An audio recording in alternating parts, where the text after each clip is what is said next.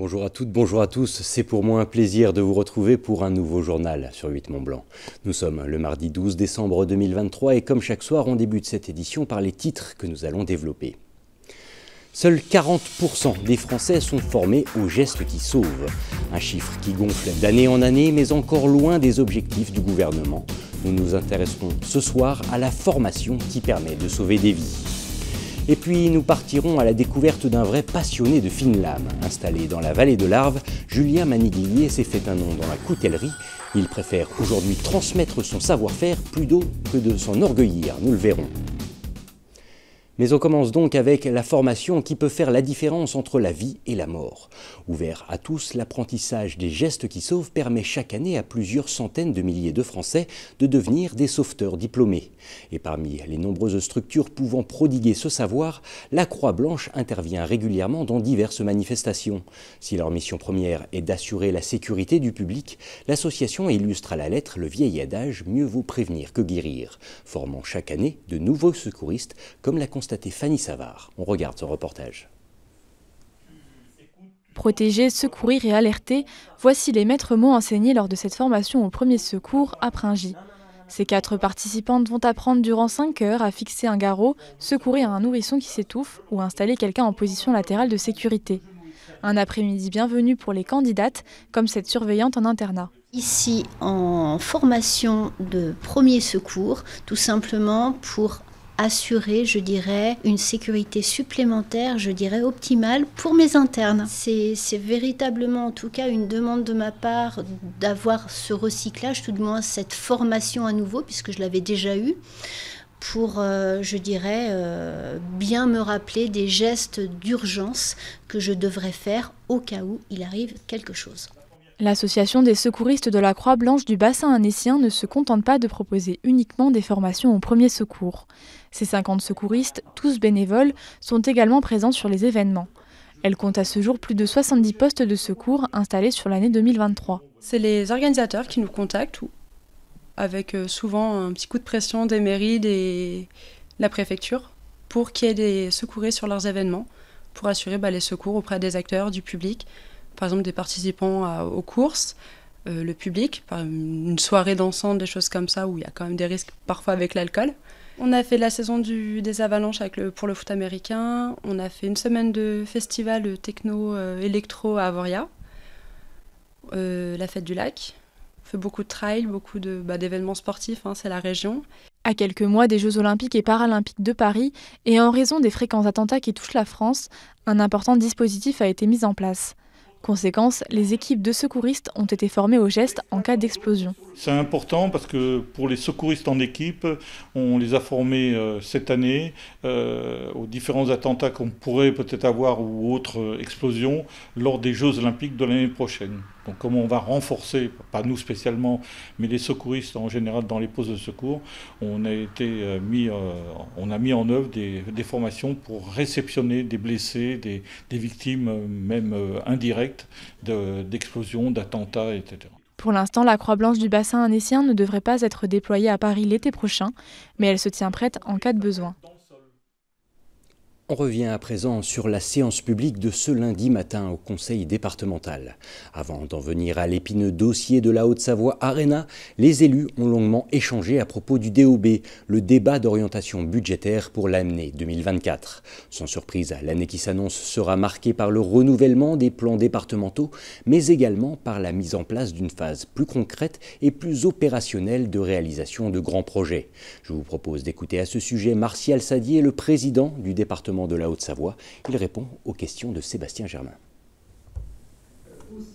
C'est la continuité des 2 premières années, mais là c'est la première année où on rentre vraiment dans le développement du plan, parce que quand on arrive à la tête de l'exécutif du département, les 2 premières années, on lance les projets. Il faut écrire les plans, il faut écrire les nouvelles politiques, il faut lancer les projets.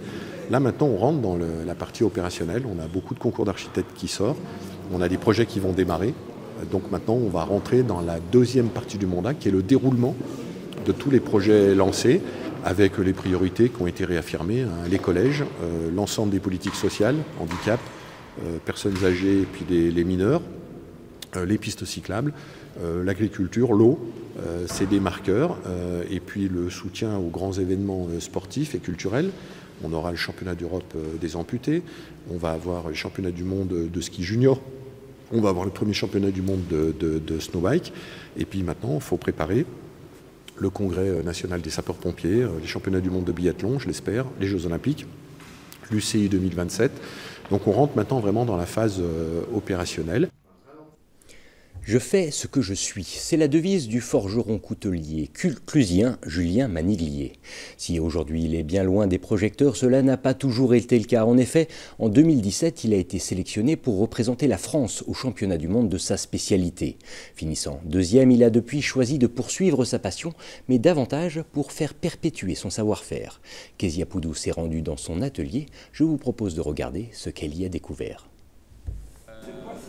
Je me lève un matin comme les autres, et au moment où je pose les pieds par terre, j'ai justement cette petite voix dans ma tête qu'on devrait écouter régulièrement, qui me dit « Jus, et si t'allais pas faire des couteaux par hasard, ce serait une bonne idée ». 9 ans après l'émergence de cette idée un peu folle, Julien Maniglier possède son propre atelier de coutellerie. Mais pour en arriver là, il le dit lui-même, il lui aura fallu un petit coup de pouce du destin, ce mail envoyé par l'un de ses amis. Salut les gars, j'envoie ce mail à 3 d'entre vous. Le premier qui répondra aura sa place à Forge in Fire, donc au meilleur forgeron, la seule émission internationale de la saison. Donc à partir de là, moi je suis pile devant mon ordinateur à ce moment-là, je reçois le mail en direct, donc je suis le premier à répondre. C'est en 2017 qu'il participe à cette émission, mais avec ses 3 années de pratique, la victoire n'est pas vraiment dans sa ligne de mire. Pourtant, c'est avec une médaille d'argent et cette épée forgée lors de la finale qu'il reviendra en Haute-Savoie. Dans ma vie, c'est waouh, c'est 15 lotos d'un coup, je suis au sommet de l'Everest. Cow-boy, agent de sécurité et aujourd'hui coutelier, Julien Maniglier n'avait pas pensé faire de la forge son métier. Une passion qu'il a dû apprendre en autodidacte. Moi, j'ai fait toute ma carrière en m'appuyant sur Internet. Parce que Google, c'est mon meilleur pote à l'heure actuelle. Et à chaque fois que j'ai une question, il est capable de me répondre. Alors effectivement, il y a des réponses qui partent un peu dans tous les sens. Et là, il faut faire confiance à une chose qu'on a au fond de nous, qui a disparu depuis quelques années, c'est le bon sens. Guidé par un besoin de défi et de liberté, le forgeron arrive aujourd'hui à vivre de sa passion. Ce n'est pas directement avec ses couteaux, mais plutôt grâce à son savoir, car si ses productions originales ont lancé son entreprise, son atelier s'est finalement transformé en véritable centre de formation pour les passionnés. La transmission, c'est l'immortalité. Si moi je transmets ce que j'ai appris, si je transmets ce que j'ai découvert, eh bien, déjà c'est une des meilleures économies au monde. Si moi j'offre mon savoir gratuitement, on le multiplie par 2 et moi je m'en défausse pas de toute façon. Donc on augmente tout ça. Et puis quand j'offre mon savoir à un stagiaire, lui va le multiplier avec d'autres savoirs. Il va prendre ses sources ailleurs et un jour il saura bien faire mieux que moi. Et à partir de là, je pourrai aller le voir et lui demander « Hé gros, comment t'as fait ça ?» Durant 1 à 2 journées, Julien Maniglier fait découvrir l'univers de la forge. Pour lui, la recette d'un beau couteau n'a rien à voir avec le talent, il naît d'un mélange entre la passion et les émotions. Un forgeron dont la devise est bel et bien « Je suis ce que je fais » et non l'inverse, vous l'aurez corrigé par vous-même. Un mot de sport avant de clore cette édition en football. Le tirage au sort des 32e de finale de la Coupe de France a eu lieu ce lundi soir à Paris. Et le dernier représentant de nos départements a été gâté, puisque le Chambéry-Savoie Football a hérité d'un club de Ligue 1, avec le tenant du titre de la compétition, le Toulouse Football Club. La rencontre aura lieu le week-end du 6 et 7 janvier 2024. Sébastien Germain a pu joindre Hervé Ivars en visioconférence, l'entraîneur savoyard qui était sur la route de l'entraînement du soir. Il nous a fait part de sa satisfaction avant ce choc à venir. Je vous propose de l'écouter. L'objectif quand on attaque la Coupe de France, c'est d'aller en 32e. C'était une vraie satisfaction. Je sais que les joueurs l'attendaient. Et donc voilà, on sait que ça va être une belle fête et on sait que ça va être pour notre public. Donc tout le monde est très content. Déjà, on avait un peu d'appréhension parce que vu l'état de notre groupe, on avait trois équipes de notre poule en championnat et on voulait surtout les éviter pour pas avoir à rencontrer encore des équipes qu'on avait déjà jouées. Donc, quand on a vu Toulouse, c'était vraiment une joie parce que, comme vous dites, c'est le tenant du titre, c'est une équipe qui a battu Liverpool il n'y a pas longtemps. Donc, voilà, ça va être une vraie fête pour le club et pour le pays savoyard, j'ai envie de dire. Je pense qu'on l'a prouvé sur le tour précédent contre Grenoble, où peu de personnes nous voyaient passer. Donc bien évidemment, il y aura la fête, mais comme tout compétiteur, avec nos équipes, on aura envie d'embêter le maximum Toulouse. Donc bien évidemment, on rentre sur un terrain, c'est avec un seul objectif, c'est de gagner. Donc on fera tout pour en tout cas. Et nous arrivons déjà au terme de ce journal. Merci à tous de votre intérêt pour l'actualité sur 8 Mont-Blanc et merci à toute l'équipe. Ce soir encore, je vous propose de conclure ce journal sur une touche de fraîcheur et pour cela, direction le massif du Chablais où a eu lieu ce week-end la 3e édition du Morzine Spartan Winter Trail. Un événement débuté samedi avec une course d'obstacles réservée aux enfants qui s'est poursuivie dimanche avec une épreuve 100% course et sur laquelle se sont alignés plus de 800 coureurs.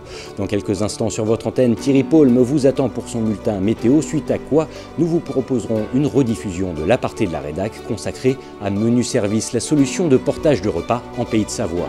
Quant à moi, je vous retrouve demain, mercredi, à partir de 18 h pour un nouveau journal. Mais d'ici là, je vous souhaite une très belle fin de journée avec nos programmes. À bientôt.